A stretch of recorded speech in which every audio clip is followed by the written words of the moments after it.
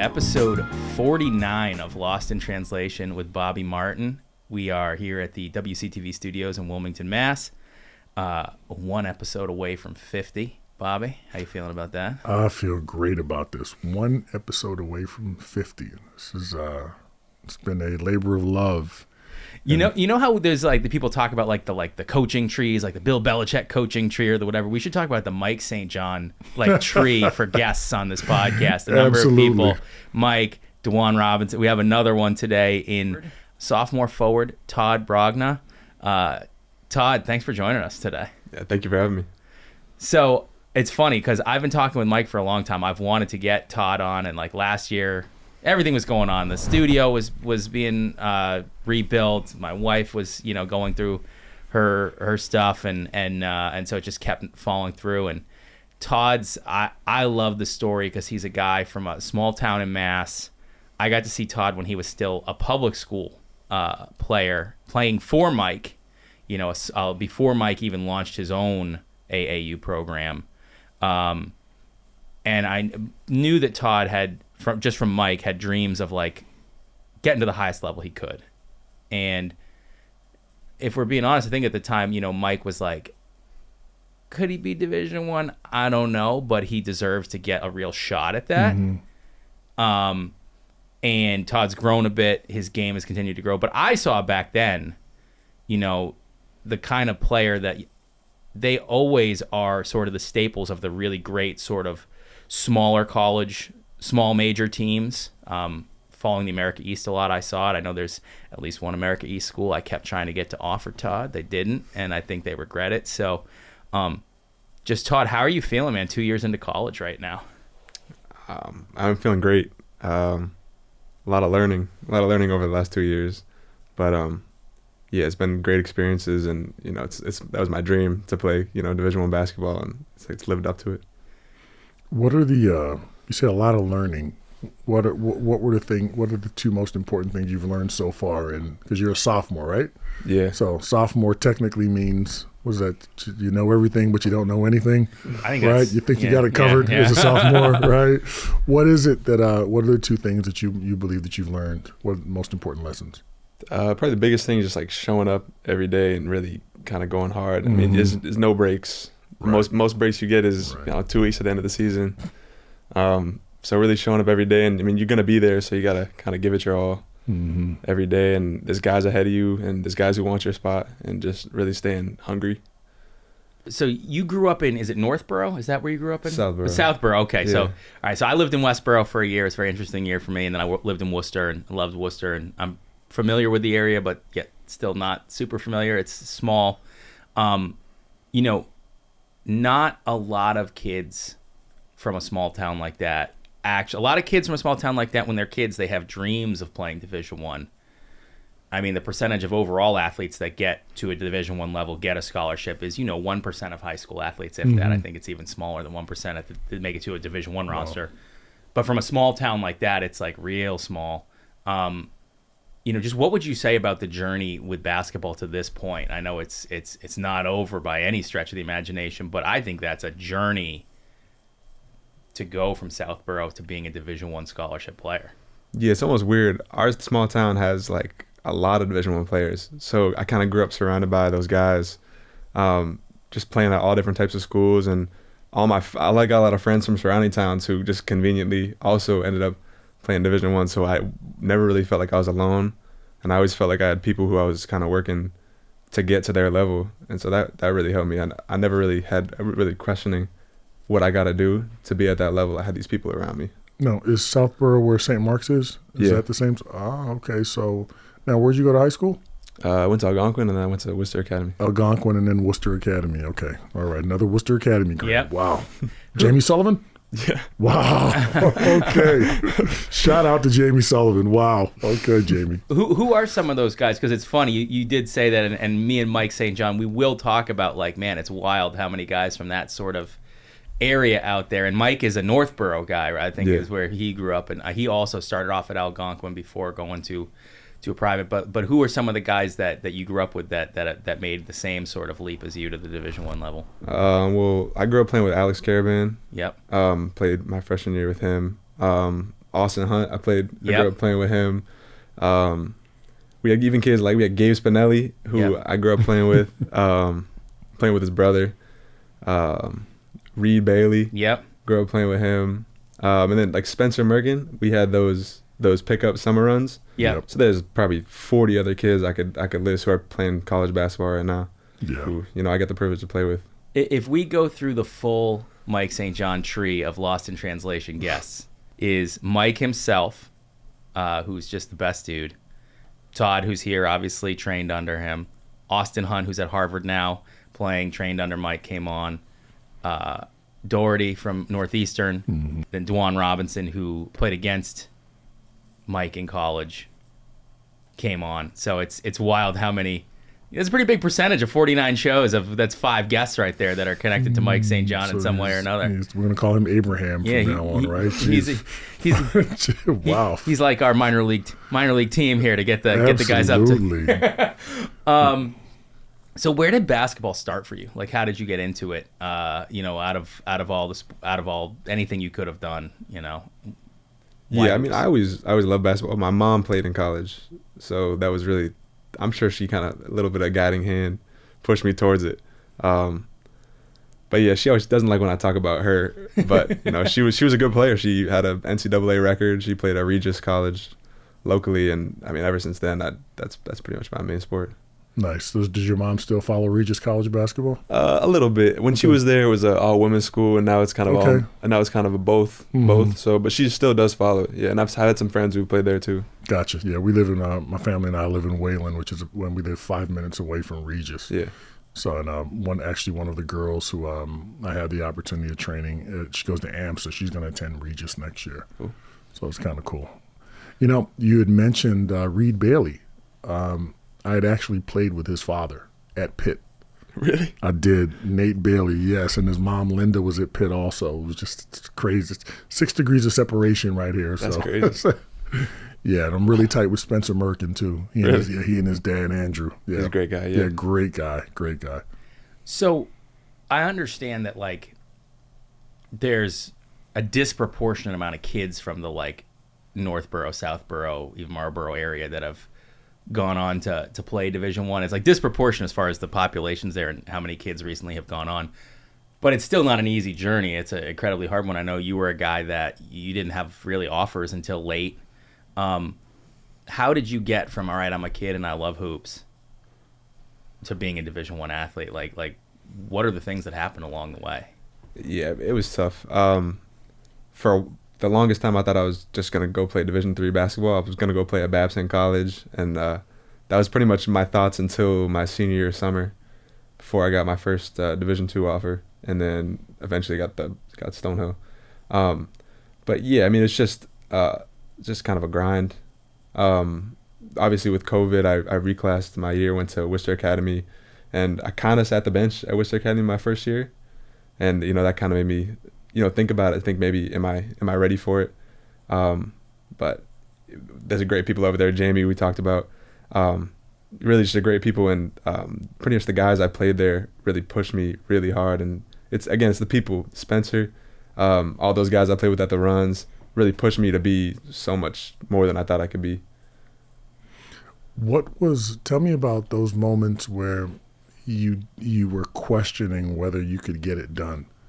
I think as players, we all go through those moments. It doesn't matter at what level, you're playing at, but you start to feel like, is this worth it? I know I can do it, but I don't see anyone that believes in me. Besides you believing in yourself, share with me a little bit about, the process of you having to work through those moments.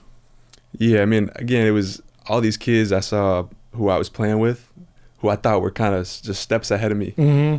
And, it really made me think about it, think maybe I'm not there yet. But that was the great thing. It pushed me a lot, because I was thinking, might as well try to be like them. And it was great having kind of role models. I mean, a lot of them are my friends, but my friends who are kind of role models, it pushed me to be a lot better. And it was tough thinking like that. Especially when I played with all these kids who are going to great schools. It's tough to think about maybe I'm just not good enough. But I mean, they all supported me like wholeheartedly, and that's why I stay in touch with all of them today. It's like they all cool. Totally had my back, and again, they pushed me to be a lot better than I thought I could be. So I've watched you at Stonehill this year, and I saw you play an outstanding game against BC. I mean, that was you put in work. Okay, any player that watched that game would have said, "Whoa, he got game." Okay, it's the biggest team you're going to play, right? ACC. Tell me about those moments what was in your mind when you were playing those guys, because this is the ACC. What was going through your mind? Yeah, I grew up watching BC. I'm obviously from around the area, so I grew up kind of going to games, going to all their sports games. Just okay. I thought maybe I wanted to go there when I was younger. That was just a school I grew up watching. Yeah. So it was it was really extra motivation. Kind of going in against like this kind of, when I was a kid, my kind of dream school, and my girlfriend's dad actually played for BC when he was in college. So okay. Yeah, maybe it was a little extra motivation too. You have a good relationship with him? No, I'm kidding. Yeah, absolutely. No, he was actually there. That was just such a cool moment. Yeah. Kind of a cool moment. But yeah, really, it was just that was one of the biggest schools we're gonna play this year, and it was just kind of lit the fire under all of us. We all played a really good game. You really did. You had a really great game as a team. You were right there, until the end. Yeah. Right there. Great job. That was a bummer. We all thought we could have had that one. Yeah. That was one that got away. Yeah. So I'm curious, and I'll preface this by giving my analysis of Todd as a player, and I want to hear how Todd would describe himself as a player. So my analysis, I was saying to him out in the hallway, I was like, and I kind of said a little bit here, sort of at the higher level, you'd probably call him a tweener, where like he's not as big as a traditional power forward. I mean, he's, for a human being, normal human being, Todd's huge. He's like 6'7", but like for a four-man, like that's undersized at the like high when you're playing against an ACC school. Mm-hmm. He's got skill. He's got guard skill. He can handle the ball, can really shoot it. Outstanding passer for a forward and for anybody has always been outstanding passer, cerebral player. I said I'm going to take it back. It's not that Todd's not athletic. He can play above the rim. He can dunk. He can do whatever. But I feel like Todd plays so hard and he's banging with bigger guys. He's setting screens. He's running, every second he's on the floor, he's running extremely hard. You don't always have the energy to just, all right, now I've been banging for, 6 possessions in a row to just flash up and just dunk it on someone. So I'm not going to say he's not athletic. I just think he's super high energy guy, physical guy, like skilled, but also, a tough guy, great passer, very good rebounder for his size. But like, how would you describe yourself as a player? If someone asks you, like, "Hey, what kind of player you are?" I've never seen you. I think you're being generous. I don't know. I'm definitely not an above the rim player kind of thing. But I don't know. I kind of try to pride myself on just letting the game come to me. So whether that's just passing the ball or taking my own shot, it's really just what the defense gives me and kind of what my teammates give me. So it's really just if they're open, I'm passing them the ball, and if I'm open, I'm shooting the ball. It's not really. It's nothing crazy. I try to pride myself in being versatile too, just being able to play outside and inside. Just being able to shoot the three and being efficient. So from what I saw, I can probably break this down into 2 words: ass kicker. All right. I love how you approach the game. I think BC showed me everything about you. I think your team's offense allows you to get out on a perimeter. The coach gives you freedom. You've got guys who want to move the ball, and you took advantage of those of the mismatches. I thought that was great. There were a couple of times you took the ball to the basket and your intentions were not nice. And I thought that was great. You challenged guys. You like to challenge your defenders, and that's the type of attitude you have to be successful at this game. I was extremely impressed with it. I think you may have hit a 3. You might have hit 2 threes. I can't remember that game, but it definitely showed versatility and a willingness to mix it up. I'm curious for you, because I think a lot of kids could learn something from the mindset of you're saying, oh, you're not an athletic or above the rim. So let's say, okay, that's the case. And you're certainly, when you play at BC, you play your freshman year, you guys played UConn, eventual national champions. You're out there against them. You're going to be in those games and most of the non-conference, because you guys don't go easy during the non-conference slate. My hat's off to Stonehill for playing some real, big-time teams. When you're a new Division I team, you're going to be at a size disadvantage as, whatever if you're listed as the 4 or whatever it is, you're going to be covering a guy that's a lot bigger than you on the defensive end and then having to do work against someone that's bigger than you on the offensive end. What is your mindset going into those games, and what is your game plan? I know that it's different each player, but like there must be something that you're always bringing out there when you're like, all right, I know going into this I'm going to be giving away 3-4 inches against the guy that I'm matched up against. Like, what is your mentality and what is your mindset when you go into those? Yeah, on defense, it's just hard. I mean, there's not really much you can do when a guy's got 50 pounds on you and 3 inches. It's really just kind of standing your ground and how much kind of you kind of respect yourself, kind of really how much you want it. But then on offense, there'll be bigger guys. It's just you got to play within yourself. Like in the BC game, we would get switches on the pick and rolls. I'd roll the switch, and if I had the big guy, I'd take him outside.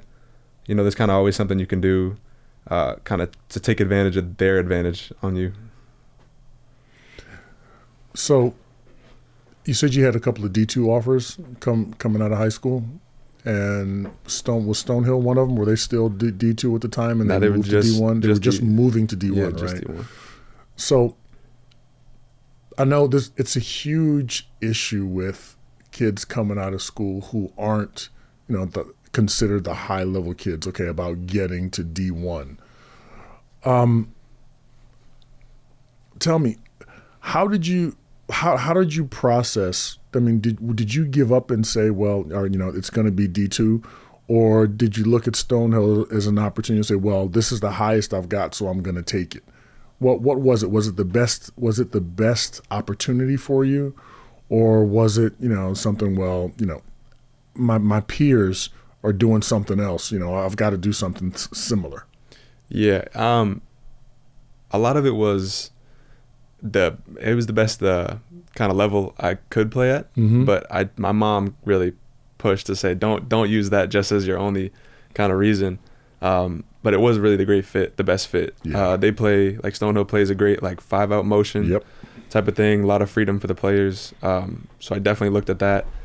But the 2 other schools, St. Anselm and Bentley, who are the ones who offered me great coaching staffs, great teams historically. But yeah, it really was just that connection with the coaching staff, and then the offense I felt like really fit me the most. Yeah, I think your 5-out offense serves you, especially in today's game, where they want to play a little bit smaller. So when you're out on the floor, without giving away any secrets about your coach's strategy or anything like that, was that the way you originally played when you came out of high school? Was this what Mike St. John, the guru of Northborough, did he fashion your game like that, or was this something that you had just started to do when you got to school? Pretty much that was really how I played. I mean, high school at Worcester Academy, we played a similar kind of small ball lineup. I played the 5. Okay. And it was pretty seamless. Like, no one really had positions. We had 3 guys who could run the point. Mm-hmm. That really translated. So yeah, I think I've pretty much played really similar. Kind of even when I was playing for Mike St. John back in the day. Okay, so the transition wasn't that bad, right? You get to school, the coach loves what you're doing, and you just do it better. Wasn't too bad. Right. Okay. Obviously, it's a shock. It was a shock kind of going to Division I. Just the speed is a lot different. Mm-hmm. But that I played at Worcester Academy helped me a ton. The speed is even from public school to Worcester was just a shock. It is. Worcester Academy is such a great program. Going from a small school, well, I should say Algonquin. Was it Algonquin? Going to Worcester, it had to be a big jump. I get a chance to see those guys play often, and Jamie he continues to be amazing with what he's doing with the kids there. I remember my own son, he made a jump from Noble and Greeno to Tilton. and that's a huge jump. You know, you've got to get accustomed to bigger kids, stronger kids. What were the first couple of practices for you like at Worcester? Who were some of the guys that you had to play against? Yeah, those guys, all the guys I played with, they're Trey Norman, Okay. Kayvon Mulready, Yeah. TJ Power, Parker Jones, like all these kids, Yeah. Declan Ryan, they're all huge. They practice so hard. And that's really one of the things I was talking about, how they pushed me to be so much better because how hard they push themselves. And every day in practice was a battle. We all hated each other a bit. Yeah, it was just survival. Literally, Jamie would split us into two teams, and at the end of the day, you did not like the other team. A lot of uncalled fouls. Yeah. I was going to ask you, because I know that you mentioned briefly, like your first year at Worcester, you didn't play a lot, and I'm curious, and that's the year too when you first get kind of hit with the like how much faster, how much bigger everything is. Did you have those doubts creep into the back of your head like that year, like, man, can I compete at this level? And how did you handle that if you did have those? Yeah, I mean, I obviously had those doubts. Just being around great players, you're kind of going to have those doubts. But again, it was really just the fact that kind of every day my teammates had my back. That really just kind of kept me going. And there was nothing that was going to make me stop. But it was just kind of consistent improvement, kind of practicing with them every day and seeing myself get a little closer to these guys who kind of are highly recruited. It just kind of boosted my confidence over and over again. And, they kept feeding me the ball. And I mean, really, it was just them kind of instilling me with confidence. Tell me about your mom. So she's a record holder at Regis? Yeah, not anymore. Not anymore. Okay, yeah, right. So someone's broken. Okay, it got broken. Records are made to be broken, right? I guess so. What type of player was she? Did you get your toughness from her? Yeah, I think so. I mean, I got my toughness from her kind of just living life. She's a single mom. She raised me by herself. And yeah, she's an incredibly tough person. But she'll describe herself as a big stiff is how she describes her game. But, I don't buy it. There's no tapes, so I can't go back and fact check. But I'm not buying it. Okay, all right. Do you remember, so was Stonehill the only D1 offer that came in for you? And do you remember what it felt like to actually get that offer and be like, wow, like there's someone out there that believes in me at that level? Yeah, it was a great feeling. Really, it was a great feeling. We had been I wish you play these 6 a.m. Kind of runs in front of college coaches. So I've been doing that for 2 years. And we've been doing it for a while, and nothing was really coming in, so I didn't really know what to expect. And he was actually there to see someone else. He wasn't there to see me. So kind of when the call came in and when they were talking to me, it was like just a shock. Like I couldn't keep a smile off my face, just to have someone kind of believe in me and offer me my dream right then and there. But yeah, it really was just a shock. I don't know. Was that the fact that it was only one school and they're in a transitional period? So, you talk about like the pecking order of D1, it's pretty far down there. I'm not being disrespectful, just sort of does that motivate you every time you go against like some of these other, certainly mid-major schools that are from this geographic region to be like, hey, you had the opportunity and you didn't believe in me, so I'm gonna go out here and I'm gonna do work against you? Yeah, absolutely. I mean, no other schools even talked to me, and no one else even reached out to me. So it kind of is a little extra motivation that I didn't even get. I feel like I didn't even get a look. So it adds a little bit of fuel to the flame. So when you talk to your friends, the guys who have gone on to the higher D1 levels, some of them have done okay. Others haven't done so well. You see that many of them transfer because of one reason or another. It happens. Do you guys talk about the reasons why? Do they talk to you about what they've seen at their schools and why they were disappointed? Yeah, I mean, they all have different experiences, mm-hmm. And I mean, everywhere you go, especially like TJ went to Duke. Yep. Every year it's a new team, mm-hmm. And that's can be discouraging for a lot of people. I know it would be for me, just having so much turnaround. I'm a team first guy. That would kind of, I don't know, not rub me wrong, but that would kind of freak me out a little bit. But yeah, I mean, they all have their own experiences and they all work so hard. So all these kind of places they're going, and even if they don't have a good first year, you know, I got all the confidence that they'll have a great next year. What it sounds like to me is there's more of a, I would guess, a contract that you sign with yourself that keeps you, you know, fighting and fighting and fighting. And you know, I'm loving what I'm seeing. I mean, I think you're gonna do absolutely wonderful in whatever you decide to do. What was it like last year when you guys played UConn? Just overall, you know, they wound up being the national champion. They're a team that even at the beginning of the season, teams are talking about like they could be the champion this year. And then Alex Caravan's on that team, and you guys knew each other growing up. What was that like too, to be facing off in a Division I game? Yeah, it was wild. I mean, we played all these big teams. Like we got to play Marquette this year, and we played a bunch of big teams last year too. It was just kind of special because I got to play against Alex. So he was a grade above me. So it was kind of wild that our paths crossed in a place like that. I got to ask you, Bill Harrion, who joined the staff this year as an assistant, longtime head coach in the America East. So I've known him for a very long time. Just what would you say about him as an assistant coach? He is a true basketball lifer. Like that is his life. And what was he like when he joined the staff? Yeah, I've heard stories about him when he was a head coach. He tells us stories about how he was a bit crazy, and he's a lot more mellowed out now. But I have so much respect for him. He's really been what we needed at the program. He kind of took over the defense, and our defense from last year to this year is like unreal to change. And yeah, I mean, I'd credit him for a lot of our success this year. So, what you're heading into the spring, summer, we're not at summer yet, but I'm wishful thinking here, the halfway point of your college eligibility. And players usually, especially at the mid-major level, their junior, senior year, they make a big jump, but you already made a jump. You were an all-conference player this year as a sophomore. That's a heck of an accomplishment for a kid that had exactly one Division I offer coming out of high school. And that was a last-minute thing. The team wasn't even sort of looking at you originally when they went there. So to already be on one of the all-conference teams as a sophomore is quite the accomplishment.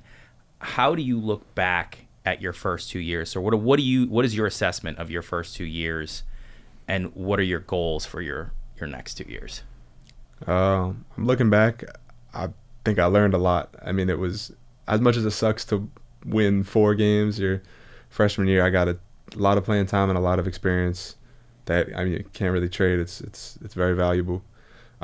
This year was great. It did a lot for kind of my confidence, just being able to go out and kind of perform and produce every day, and being on a team that wins a lot more. Mm-hmm. That was really a blessing to win a lot more, made it a lot more fun. And yeah, only goal is for the next 2 years at a win.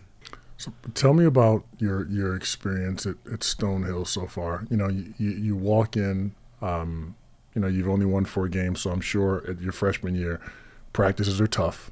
Okay, your practices this year have probably gotten tougher with Bill Harrion, if I understand Coach Harrion the way I think I do.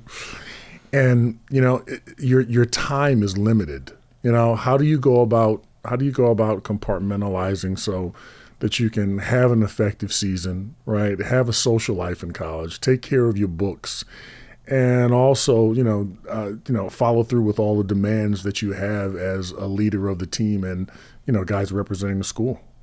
Yeah, I kind of realized I can't really have a social life at all. Kind of had to sacrifice that entirely. Okay. It's really just, my life is just basketball, and I go into class. Really, once I do practice, get my homework done, I'm eating and going to bed. One second. Just repeat that, please, because I'm sure that the young athletes who are watching this are going to have to hear that again. What are you doing now? How do you compartmentalize? What was that? No social life. It's all basketball. It could be basketball, but it could be organization. It could be the classes. It could be the freedom away from home. What was the biggest adjustment for you when you went to college, just in general? Like, what was the biggest sort of adjustment you had to make? Probably living alone. Living alone was probably the biggest adjustment, but it really wasn't too bad. I only really spend the time I'm sleeping in my room, and the whole rest of the time I'm doing exactly what I was doing at Worcester, just going to class and going to practice, really. So nothing was too big of a jump. I'm curious. You got a lot of playing time as a freshman, but you said you guys only won 4 games. That's losing is tough, especially, you guys don't lose much at Worcester Academy where you came from. You seem like you have a pretty good perspective, and that Division I was this dream that until the 25th hour seemed like it was like a dream that was never going to be realized. So you seem like you had an appreciation for it. But there was definitely turnover from that first year team. People left, to go elsewhere, down, up, whatever. I don't know if you would have had another Division I offer after your first year if you were looking to move, but certainly could have gone to a D2, a D3, probably experience winning right away, like a really good program after being at a D1 for a year. Was it hard at all after winning only 4 games to be like, people say it's trust the process, but like this is we're building the foundation, and it could be a lot of work with limited reward even like next year. I think you guys didn't think you were going to have the jump necessarily that you had. Was there any part of you that was like, maybe I should look elsewhere? I don't know if I've got the build in me to not have the immediate reward of just winning some games. No, I never really thought about it. We had 5 kids return, I think, from that team, so nothing was really guaranteed this year. The jump we had, again, Coach Harrion talks a lot about the jump we had. He says might be one of the biggest in the country, and that really wasn't promised last year. But no, I wanted to build it. I didn't really want to kind of go join someone else. That's awesome, man. So this is you're going towards the end of your sophomore year. Time to declare a major. Yeah. Okay. Any idea what you want to do? Yeah, I liked biology a lot. Okay. And I like computer science a lot. So, and with basketball, some of the labs kind of conflict a lot. So, I'm combining the major to kind of like a biotech kind of thing. That's awesome. So if the labs conflict sometimes, how do coaches handle that? Do they handle it well, or do they just say, can you get something else? I mean, it's a small school, so not really. Can't really get anything else. That's why I'm kind of having to get a little creative with this. Yeah, but, you got to get creative. Yeah, I mean, it's something that I can take classes I'm interested in, so it's much better. That's awesome. I mean, like to hear you're choosing between stuff in the science and the biotech field that, like, one, it's not exactly like a joke major right there. Right. Stonehill's not exactly a college you can really go to and have a joke major anyways. But like that's some real legitimate stuff, and you can have a real legitimate career in that field when you're done. So it's something that a lot of student athletes are not pursuing something in that field. So that's how hard, or what have been the biggest challenges in juggling classes and hoops? I'd say the biggest challenges are kind of missing class. That's the biggest one, especially in like sciences. Like if I'm missing my math class, I miss my math class. Like there's not much you can do about that. And it's just a lot of teaching yourself material. And that's really the biggest issue is when we go on the 10-day road trip and I miss 4 classes in a row and my teacher doesn't want to talk to me because I missed 4 classes. Yeah. Just kind of be able to teach myself that thing and kind of stay through it. No, I know some universities and colleges have the benefit of recording classes. Do you guys record the classes so you can look at them maybe while you're on the road? Some teachers do. Some teachers don't. So it's kind of 50-50. Yeah, it's hit and miss. Incentive to develop a good relationship with your teachers. Exactly. Really is. They say introduce yourself to the teacher right away. That's what coaches tell you. Yeah. Wow. What are some of the moments that stand out to you the most during your first 2 years? I mean, it's not like we're like, you're an old man now reflecting back on it, but still, like college, it happened so fast that like even, right now it might not all be crystal clear from just a season ago. Like, are there moments from your basketball career so far in college that stand out to you that are like, man, yeah, that really, I close my eyes and I can still remember that exactly. Yeah, really getting to play against guys I grew up with in college is crazy. We got to play against Trey this year at Marquette, and it was just such an unbelievable experience. Playing against Alex my freshman year, just times like that was just really crazy. It made me just, that was the dream, really, playing against your friends, your best friends. was really wild. And then just winning. Our coach always says winning is the hardest thing to do in college, no matter what level, what anything. Yeah. So, I mean, it's so sweet when you win. So your plans for the summer are heal, play basketball, right? Any internships planned? What do you got planned? Nah, I wish. Nothing, not really enough time to do much of that. I mean, I'm hoping maybe eventually I can kind of squeeze one in, but nah, really just basketball. We got our summer sessions and recover. Yeah, recover. Gotcha.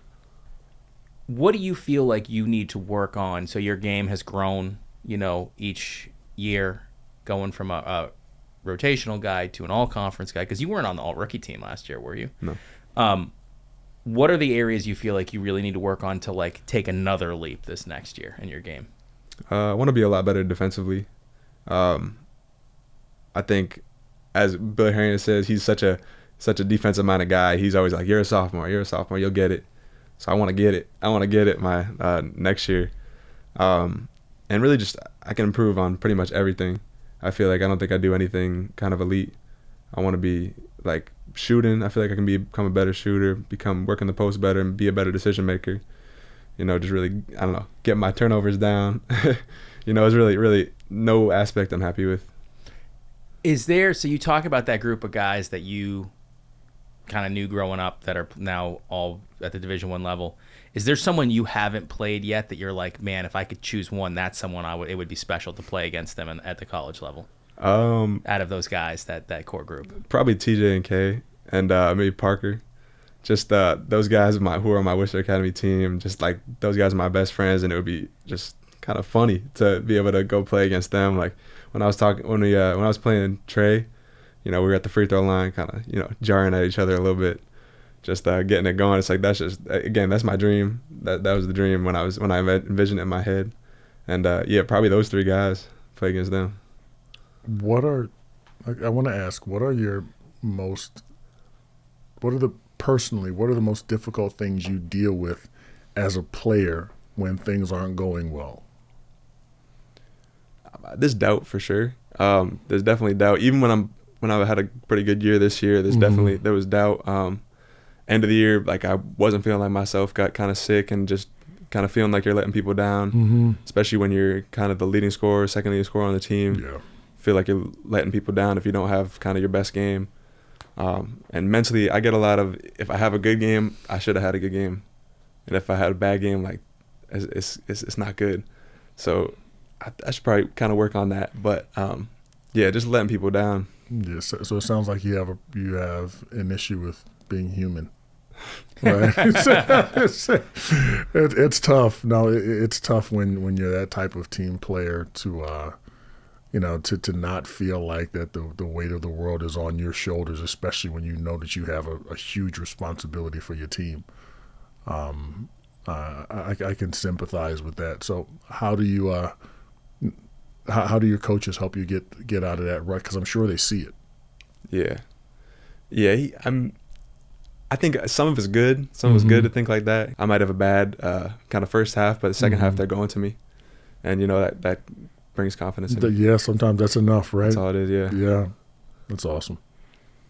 What are your? I know you said to win. Do you have aspirations? Post college, have you started thinking about what you want to do after college, or are you in the here and now mindset basically? I try to be here and now. I mean, it just seems like it's so far ahead, but it is creeping up.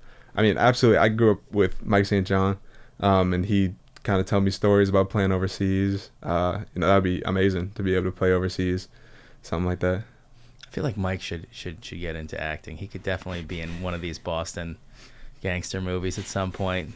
That voice, man, is like, yeah, for sure. It is a distinct, deep Massachusetts voice. But that's awesome. I mean, Mike has amazing stories, and I think, can you just talk a little bit about, like, there are so many like AAU coaches or trainers who are kind of really like, we're de facto handlers or street agents or whatever, and who you get advice from and who mentors you can make such a big difference for if it's someone that has your best interests in mind, if it's someone that has ulterior motives. I think Mike's as good a person as there is, and his motives are as genuine as they are. He just seems like he wants the best for his guys.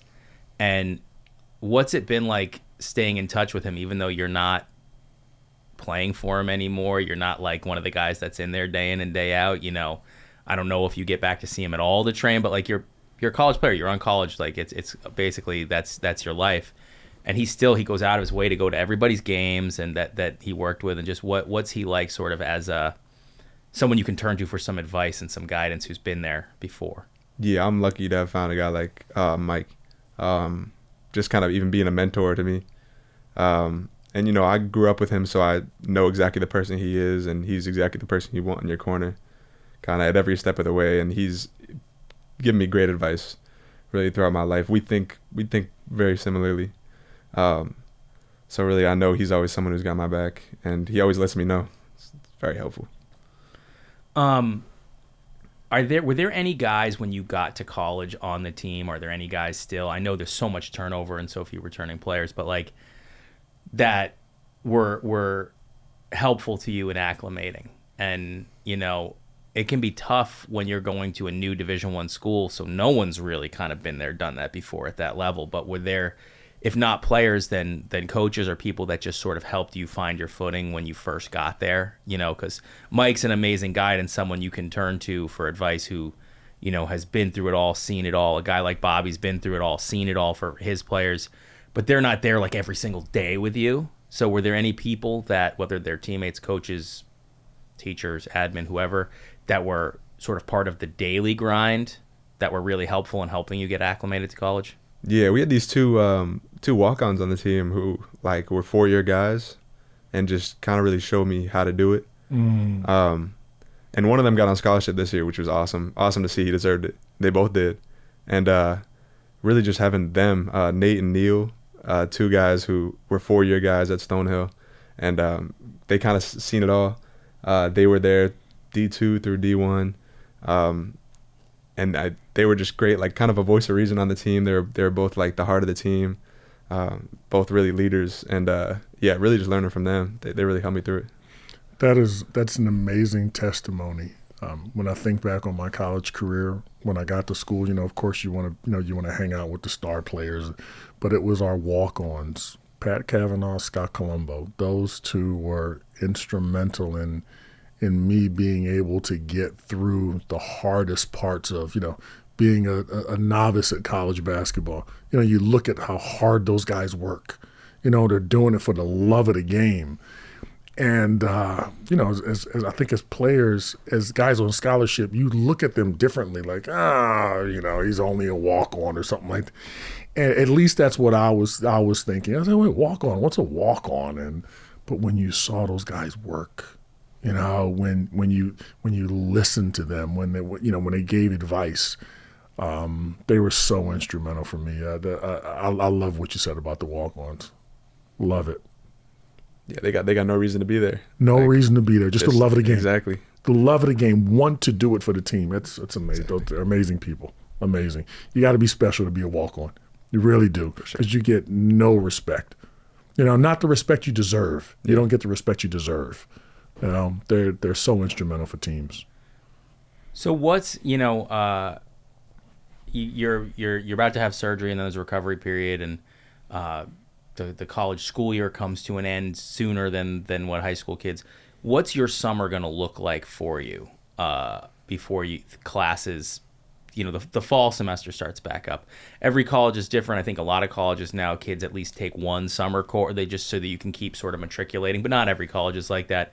The individual work, there's certain NCAA restrictions around what you can, when the full team can. But like, what's your summer going to be like? What's it going to look like for you this summer? Because I think a lot of kids don't really understand.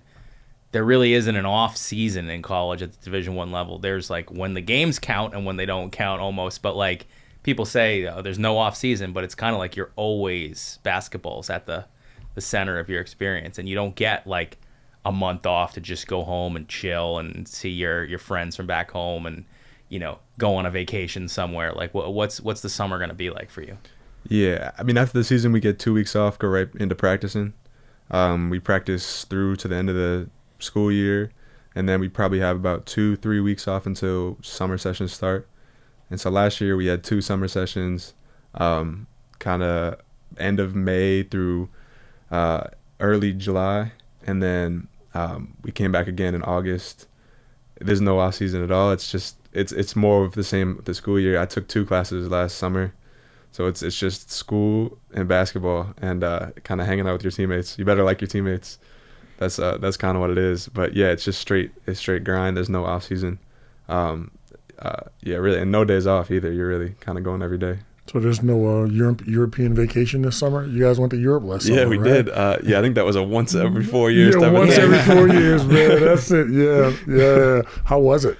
It was a really cool experience, and just being able to be there with your teammates. Now, where'd you go? We went to Italy. Okay, Italy. All right. Okay. All So right. that was so cool. We played against some grown men too. So how'd they pronounce your name? I think they said Brogna. I think. Okay, they said Brogna. I think they might have said that. Yeah. But it was really cool to see, like, they have all these kind of clubs, kind of the basketball clubs around. That's so cool. They have all these cool little stadiums and arenas. Yeah. And yeah, that was such a cool experience to be able to do that, and then sightsee all day and play basketball at night. That was. Which part of Italy did you hit? We went to like Lake Como. Okay. We went to like Rome. We got to see a lot of the Colosseum. We got to see all that cool stuff. Yep. Did you get to the Vatican City? Yeah, we did. Yeah, that was awesome. Nice. So cool. Nice. You figure, I mean, Catholic college. You think they're gonna Hey, you they're gonna go to the better get Vatican City there, if they're over exactly, there. you know? Where's the Pope? Gee whiz.